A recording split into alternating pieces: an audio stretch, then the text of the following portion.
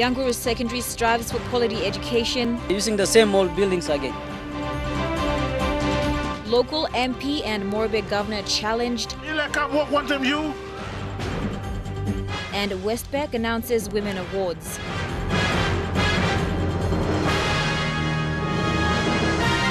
This is National MTV News with Lorraine Gabina. Good evening and thank you for joining me for Saturday's news. Yangoru Secondary is struggling to provide quality education for the people in the district. Over the years, it has been plagued with administrative issues, and this has affected the school's growth. With over 700 students, Yangoru Secondary is a level 9 school.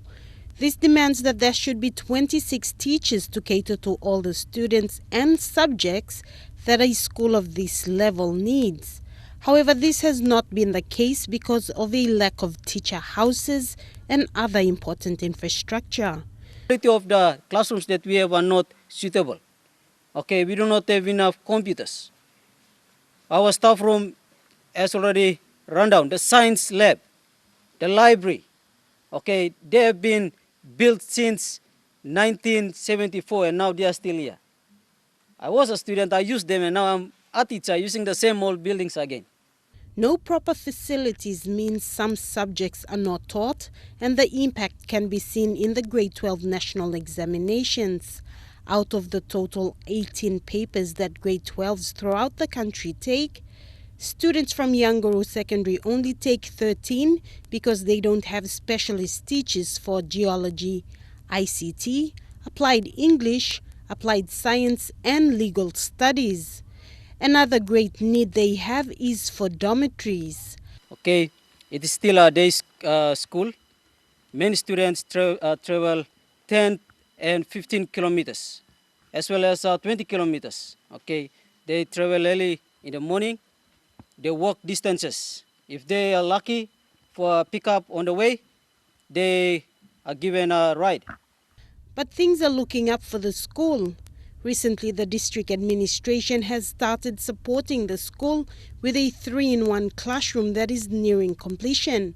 With a greater involvement of the district administration and support from local MP Richard Maru, there are promises of more improvement. Next year, we are going to start building for the secondary school. That should be a secondary school. We'll make sure there is boarding facilities here. And also, as I speak, we are also looking at making sure we make improvements on maths and science teachers. Sarah Aupong, National MTV News. Bomana Jail Commander Kiri Keko has challenged the Education Department to introduce technical courses at secondary schools in the country. Commander Keko said this is an approach the department can take to increase students' learning capacity at the secondary level. He made the remarks during the grade 12 graduation ceremony at Salle Secondary. Commander Keko said while the government is building vocational and technical institutions, it can also introduce those courses in secondary schools. He said the idea is to encourage students to study technical or vocational courses after leaving secondary schools. On this occasion, may I also call on the national government, in particular, the Education Ministry and the National Department of Education, to increase the capacity of secondary schools to take on technical trade skills at year 11 and 12 level in order that grade 12 leaving will be absorbed into the available labor market instead of importing such skills from overseas. Yesterday, De La Salle graduated over 220 grade 12 students under the theme Sharing La Sallian Mission Through Education. The ceremony was witnessed by parents, teachers and relatives. School principal James Ume said students have shown slight improvement in their academic performances and attributed it to the recent developments in the school. Last 6 or so years, we have had observed small changes in both the behavior of the students and also on the academic side, slight improvement in the students. Though the graduation ceremony took place yesterday, some of the students are yet to complete their exams next week. Thekla Gunga, National MTV News. The Morobe Governor and Kabum MP Bob Dadai have been challenged to prove their political worth by the people in the Komba LLG of the Kabum district. The call made in Satwik Village by local leaders comes amid frustration over difficulty in accessing government services. Satwik is a 13-hour walk to the nearest access road that leads to Kabum station. It's a tired story of the lack of government services and frustrations by people in rural areas. As Port Moresby boasts multi-million kina infrastructure development praised and condemned on social media, Satwik Village in the Komba LLG remains unconnected by road and its health post without a health worker. Today they announced the opening of 68 new projects, teachers' houses included, but the frustrations remain. 1916, time lo papa ikabi na now, no road. Ikabi na member ino lulung lo mibla. Na gawa na first time lo come down to Komba na talk osem emma give him some help him na mibla ba bokim road block Kabum Komba. Ino kama viet but emma miki mo noga but mibla staviet noga one bla help him. Mibla all man Mary all work lo solim no Komba costa lo Komba lo here igo pinto kongi indagen Satwik na mibla inosa kisi one bla halim no side lo or car no god or man sa car. There is no doubt about the political neglect that this place has suffered. The Morobe Governor travelled today to Satwik on a chopper, a trip which included a cash handout of 20,000 kina. And clutching the cash in one hand, the LLG president lashed out at the Kabum MP Bob Dadai. Governor Morobe ni come here one time. Bila come work one time you, bila come work one time more. President Blagupla. Komba was one of several places in Kabum hit hard by the drought earlier this year. Relief supplies to the villages in this region were inadequate and restricted by funding and transport problems. Much of this area remains unconnected by road, and the only way to get to these inland areas is by walking or by flying in by plane. It's expensive for the people in the villages. Scott Waide, National MTV News, Leh. Bishop of the KVN Catholic Diocese, Ambrose Kiapseni, says leaders must use their Christian duty in their leadership roles to address many issues affecting livelihood. One of them is climate change. Bishop Ambrose made these comments in his congratulatory message to Cardinal-elect His Eminence Sir John Ribat. Fabian Hakelitz files this report from KVN. And especially the leaders and the leaders of the church. The elevation of Sir John Ribat to a cardinal shows the maturity of faith in Papua New Guinea. However, is a challenge when it comes to leadership in all aspects, like especially politics in the country. Many issues on humanitarian needs like climate change have lacked focus, which the church and only few known government organizations have raised their efforts to deal with the situation. The Christian duty to look after the world that God created for us, to keep it safe for everybody to live in, and not to play around with it as if it's something you can play around with and forget about it. It is our duty to keep it safe for us. Bishop Ambrose says the appointment of Sir John Ribat is historic for Papua New Guinea and as his confrere in the missionaries of the Sacred Heart. This will also strengthen vocation and for Papua New Guinea to mission out to other countries.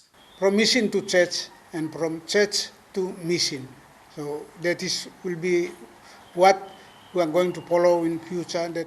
News of Sir John Ribat's appointment was a blessing to the faithful of the KVN Catholic Diocese. True, emulsem plantiman meri now olivok long luso pliklik long side long Catholic side as well, but tinting isla ba can bring him only come back long inside long work long just play me Catholic just. The Diocese of KVN, Bishop and his people, priests and lay people send their congratulations to you, and they give you their full support in prayer and in kind. In Caving, New Ireland Province, Fabian Hakelitz, National MTV News. We'll have more local stories after the break. Stay with us.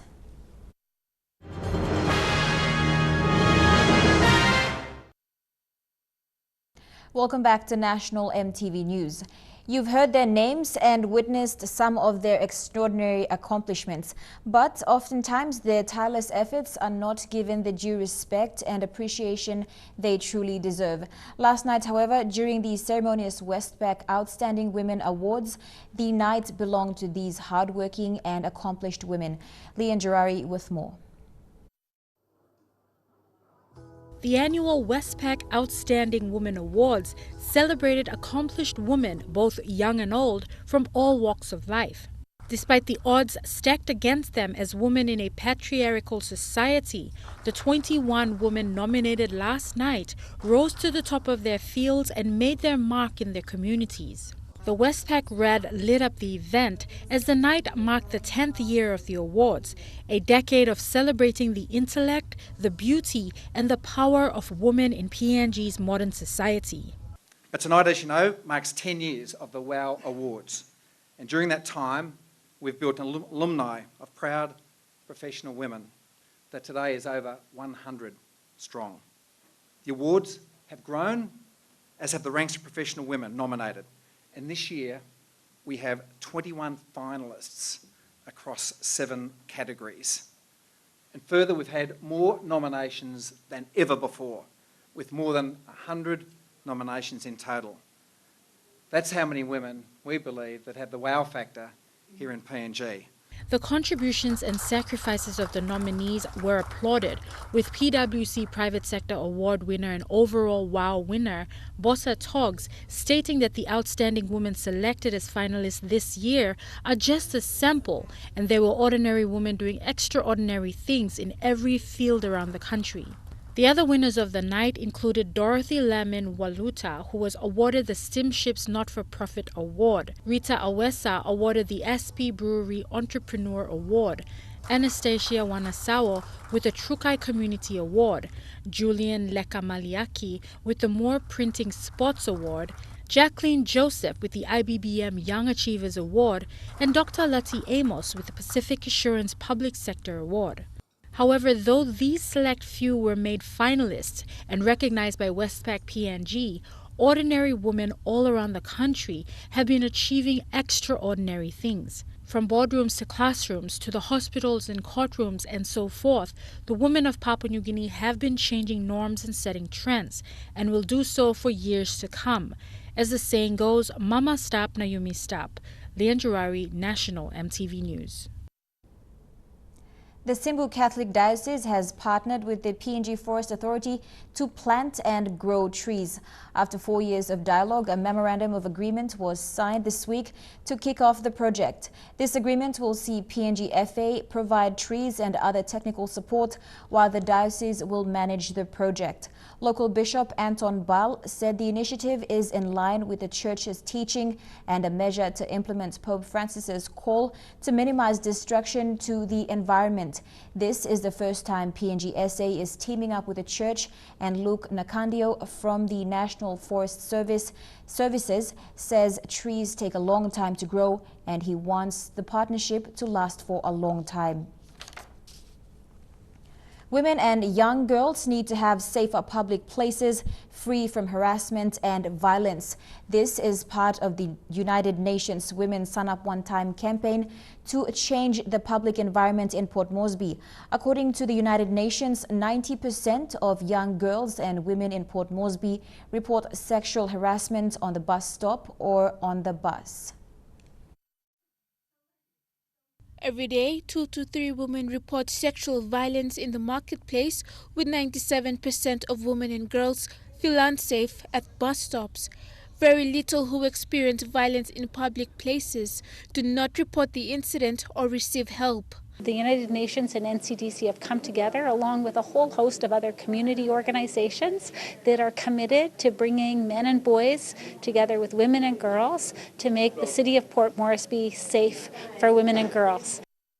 As part of the movement, UN Women are collaborating with various youth organizations to spread awareness of this campaign. Some of these include Equal Playing Field, Yoga Unites PNG, Guinea Goada Foundation, and The Voice Inc. Young men who are ready to stand beside young women and who really want to use their skills and their hearts and minds to build their own future in this city. To kick off the 20-day activism campaign, the first part of it will be launched on October 28, which will be called the New Normal, with a Walk for Life event on October 30th.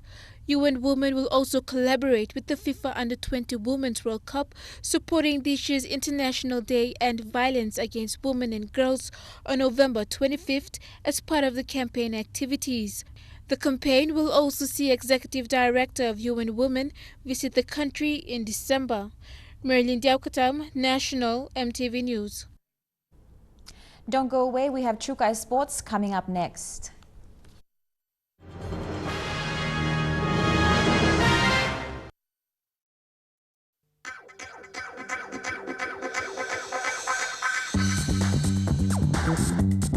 Chukai Sports.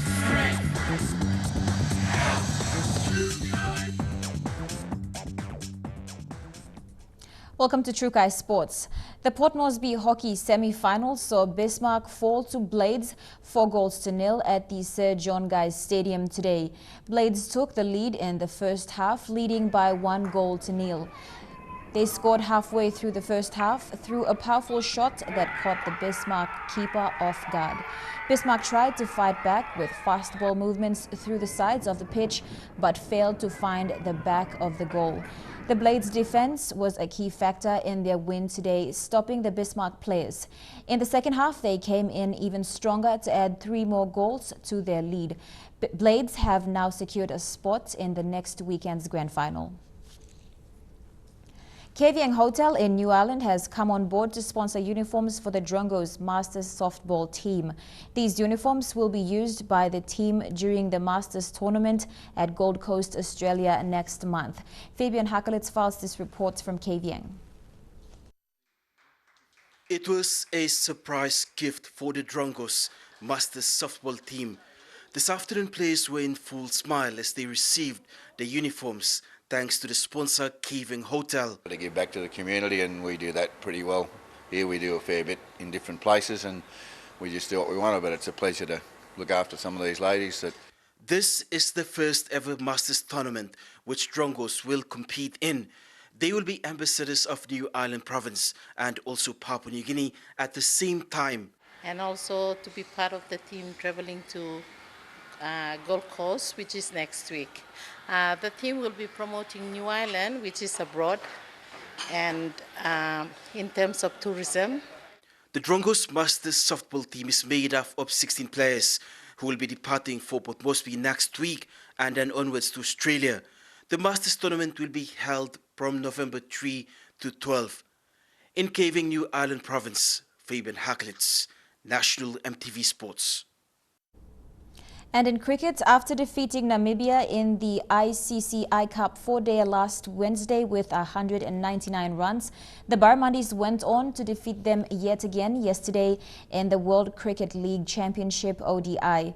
The PNG side chased a target of 274 runs and outdid the Africans with 5 for 274 after 48 overs. Tomorrow they will meet Namibia again in the last WCLC one-day international. This may be Namibia's final chance at improving their ranking in the WCLC. They are currently on 7th placing while the Barramundis are on 4th. They will toss off the match at 9:30 a.m. tomorrow.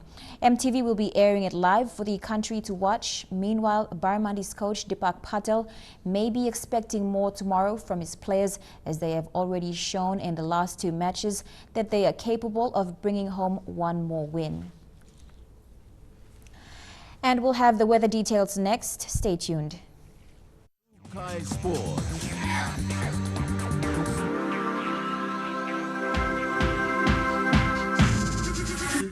Chukai Sports.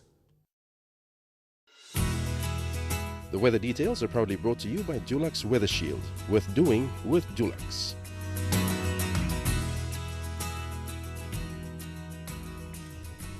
Taking a look at the weather forecast for tonight and tomorrow, all centers in the southern region are fine, except for Port Moresby, which is fine, although cloudy at times.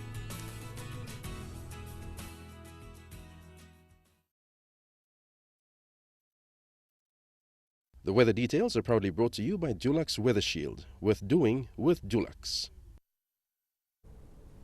And that has been the news, sports and weather this Saturday, the 22nd of October 2016. On behalf of the news team, good night.